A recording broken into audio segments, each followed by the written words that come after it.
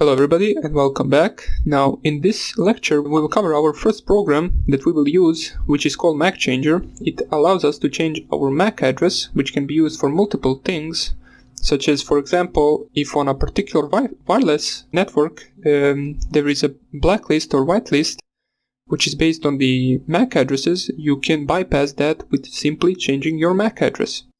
Now the program that we will use is called Macchanger. If you just type here in the terminal Macchanger, you will notice that it will print the usage of the command. So here it says we need to type Macchanger, options, and then the device. Now, in order to check out our available options, we can type here, as it says, try Macchanger -help. So we will type Macchanger -help. And it will basically show us right here some of the available options that we can use right now. In order to find out what our MAC address is, we want to use this option, which is -- or -show or -s. Now, if we just type here Macchanger -s, it will say that we incorrectly used this program because we didn't specify the device. Now, this device basically means your network interface card. You might be having multiple interface cards, so we want to pick one. If you type here ifconfig, as we covered in the previous tutorials, it will print you up with your network interfaces. Here I only have loopback interface and the ETHO interface, which I use to connect to the internet, so I will use this one. If I just repeat the command changer -s and then ETHO, it will print my current MAC address and my permanent MAC address, which in this case are both the same, because we didn't change it yet. Now, if you have multiple interfaces, just pick the one you use currently and just specify it at the end of the command. Now, let's type here once again the Macchanger -help in order to see what else we can do with this program. So, we covered this part, which is showing our current MAC address. Now, let's say we want to change the MAC address. We can look some of the options. Here it says set fully random MAC address, which we can do with the -r or --random. So let's try to put the random MAC address and see what happens. If we type here Macchanger -r, which stands for this option right here, which is set fully random MAC address, and then we specify once again our network interface, we can see that right now our MAC address has changed. As you can see right here, new MAC is this one. The previous one was this one. So if we want to show our MAC address again, we can see that it has changed. Oops, I forgot to specify the interface. We can see that current MAC address is a different one from the permanent one. And we can see that we successfully changed the MAC address.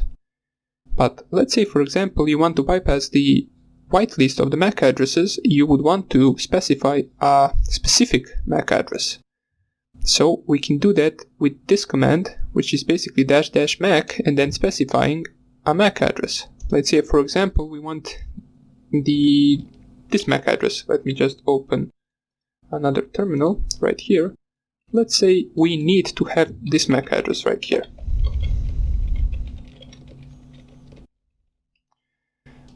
We can try to get it with the -m command. Let me just move this right here. So if we run once again Macchanger we will go --mac, and now we will set here the MAC address. Here we will put equal. I'm not sure if we need to put equal right here. We will try with that first, and then 223344556677, and then we will specify our network interface. So if we see right here, it changed our MAC to the specific MAC address that we wanted it to change to. So right now, once again, if we type Macchanger --show, whoops, no, it is like this. Yes, I always forget to specify the network interface. We can see that our current MAC address is 223344556677. And our permanent MAC is our normal MAC address, which doesn't really change. Oh yes, if we want to, we can reset back to the original permanent hardware MAC with the -p command.